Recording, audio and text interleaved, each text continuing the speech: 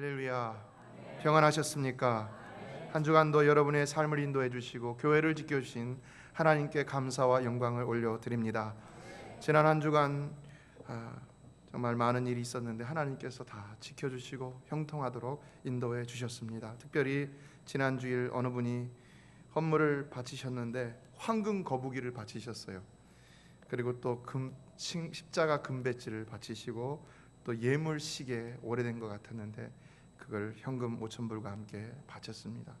그래서 제가 그걸 들고 다시 금은방에 팔려갔더니 벌써 두 가정이 와서 반지를 팔고 이렇게 가셨다는 얘기를 들었습니다. 물론 제가 확인은 못 해봤지만 대충 들어보니까 누구라는 것은 짐작이 가더라고요. 한 가정은 돌잔치를 했는데 자기가 드릴 것은 없고 그래서 돌 반지를 팔아서 하나님 앞에 예물로 드렸다. 무명으로 바쳐서 정확히 누구인지를 모르지만은 저는 이 바친 분들, 이것은 예수님 당시에 그 과부의 엽전 두 렙돈과 같은 최선을 다한 우리 주님의 마음을 기쁘게 드린 그런 최선의 예물이라고 그렇게 믿습니다. 지난 3주간 동안 우리가 교회 리모델링을 위해서 헌금을 했는데 지금까지 많은 금액이 모이지는 않았지만 감사했던 것은 적지 않은 분들이 최선을 다해서 하나님 앞에 혼신을 다해서 바친 흔적들이 보이고 있다는 사실입니다. 성도 여러분, 오병이어의 기적을 일으킬 때에 한 사람은 예수님께서는 한 사람의 온전한 헌신을 통하여서 그 모든 사람들을 다 먹이셨습니다.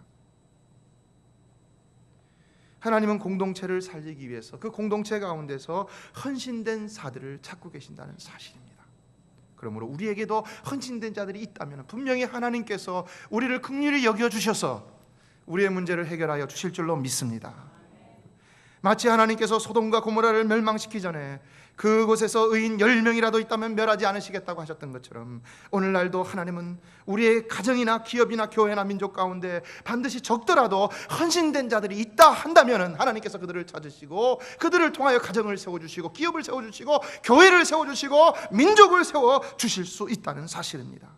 그러므로 저는 확신합니다.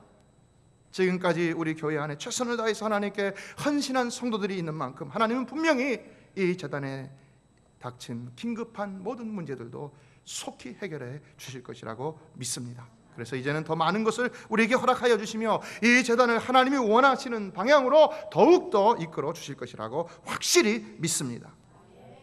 너무나도 감사한 일이 벌어졌습니다. 지난 주일 장로님들과 안수 집사님들이 모인 자리에서 교회 몰개지 재융자에 관한 설명회를 갖고 들었는데 저희가 그 신청에 사인을 했는데요, 아주 저리에 싼 이자에 사인을 하게 되었습니다. 그래서요, 우리가 지금 현재 몰개지 내고 있는 것보다도 우리가 이제 그 페이먼트, 우리가 가지고 있는 그 건물 몰개지와 그리고 우리가 헌금한 거 빼고 나머지 공사에 들어갈 비용을 예측해서 이제 그 앞으로 헌금 들어올 것까지 다 예측을 해서 한 것과 다 플러스를 해갖고 몰개지를 내니까 월 페이먼트가 훨씬 더 줄어들었다는 사실입니다. 여러분, 재정의 염려는 하나님께 맡기십시오. 우리는 우리의 최선을 다하면 나머지는 하나님이 책임져 주시는 줄로 믿습니다. 저는 확실히 믿습니다.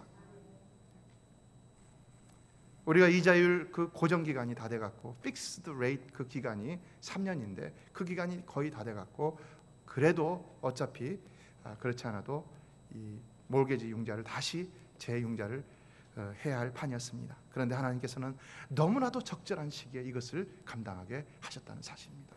너무나도 감사하고 기쁩니다.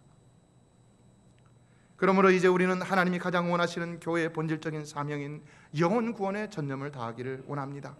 우리가 지금 평생교원을 하는 것도 또 교포사회 여러 가지 행사를 하도록 건물을 개방하는 것도 그리고 이번에 동포문화관을 개관하는 것도 사실 따지고 보면은 다 영혼 구원 때문이라고 할 수가 있지 않습니까?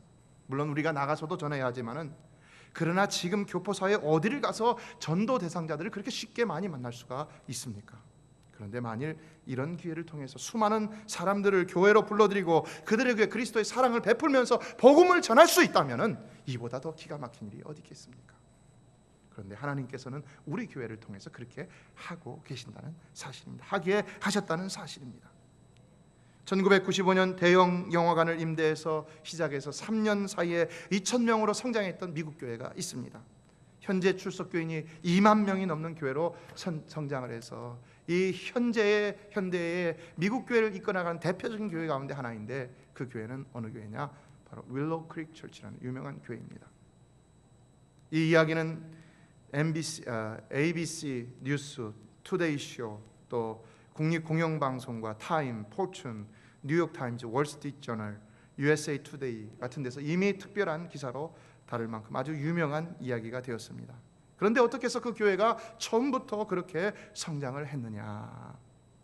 물론 그들이 너무나 많은 프로그램을 만들어서 많은 재정을 쏟아보면서, 많은 돈을 쏟아보면서 교회가 프로그램 위주로 흘러가게 하였다는 것은 분명히 회개를 하였습니다.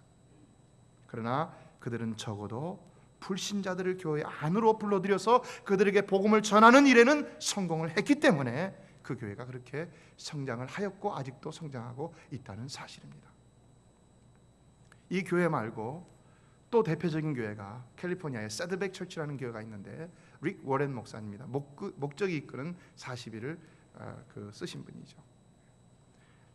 그 교회도 똑같은 형식으로 교회 성장을 이루었는데, 제가 이번에 필라델피아에 가서 공부하면서 교수님께 여쭙습니다. 그 교회에 대해서 연구를 하다 보니까 어떤 분들은 그 교회가 이단이다 라고 얘기를 하는 분들이 있었습니다. 그래서 교수님, 그 교회가 과연 이단입니까? 라고 물었더니 그분이 단 한마디 하더라고요. 자기는 그런 거 잘 모르겠고, 그 보수적인 분이 하는 말이, 나는 그분이 영원 사랑하는 마음 그거 하나 가지고 있다는 것을 너무나도 존경합니다. 너무 부럽습니다. 영원 사랑하는 마음.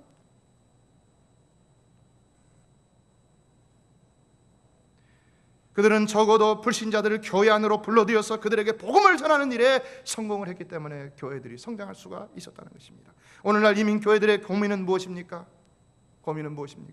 도무지 예수 안 믿는 교포들을 만나기가 쉽지 않고, 또 만난다 하더라도 그들이 교회를 오려고 하지 않는다는 것입니다.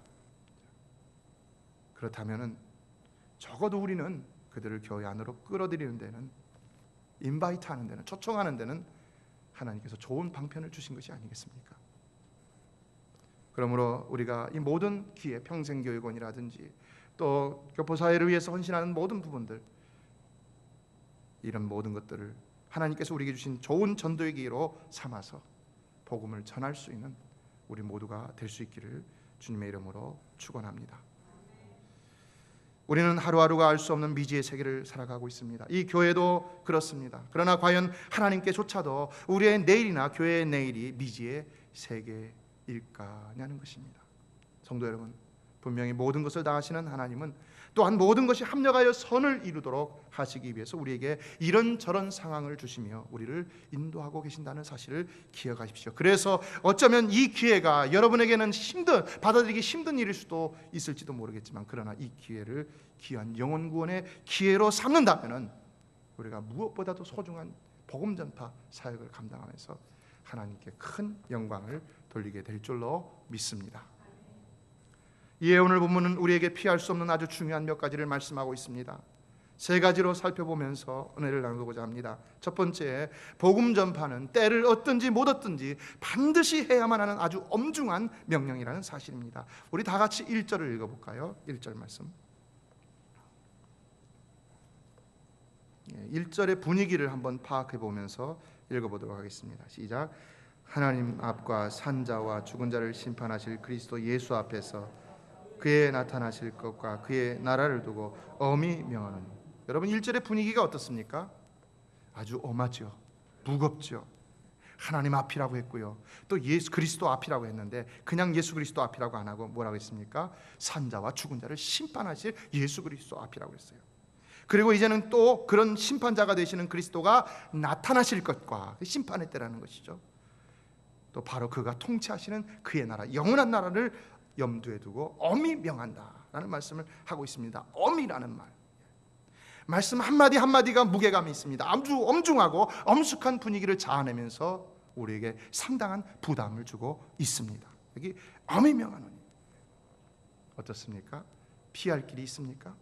우리에게 피할 공간을 제공해주고 있습니까? 우리가 이 말씀으로부터 자유로울 수 있는 그런 여지를 우리에게 주고 있습니까?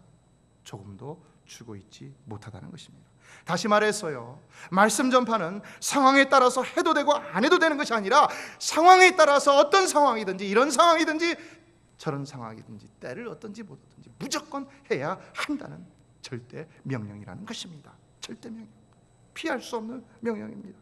설령 우리의 상황이 인간적으로 결코 나는 말씀을 전할 수 없는 상황 가운데 있습니다. 나는 뭘 해야 되고 저런 어떻게 해야 되고, 또 나는 이런 상황 속에서 도저히 무서워서 말씀을 전할 수가 없습니다. 예를 들면은 저 북한과 같은 곳에서 여러분 말씀 전하다가 걸리면 어떻게 됩니까? 그대로 목이 날아가지 않습니까?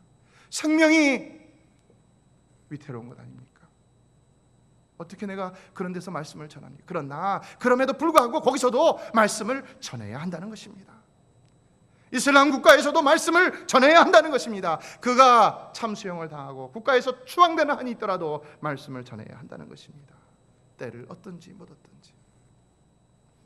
그래서 초대교회는 로마의 10대 박해가 진행되는 동안에도 칼타쿰 지하동굴에 숨어 살면서도, 가정에 숨어 살면서도 복음을 전하였다는 사실입니다. 그러나 이것은 또한 오늘날 우리가 처한 환경과 같이 복음을 접하기도 쉽고 교회에 나오기도 쉬운 상황 가운데서도 반드시 전해야 한다는 것을 전해주고 있습니다. 여러분, 미국 교회가 오늘날 교인들이 줄어들고 있습니다. 기독교인의 숫자가 전체적으로 감소하고 있습니다. 왜 그럴까요? 왜 그렇다고 생각하십니까? 왜요? 저는 이렇게 생각합니다. 그것은 바로 전도하지 않기 때문이다. 그 증거로 지금도 미국 교회 가운데 성장하는 교회가 있는데 그 교회들은 어떤 교회들이냐?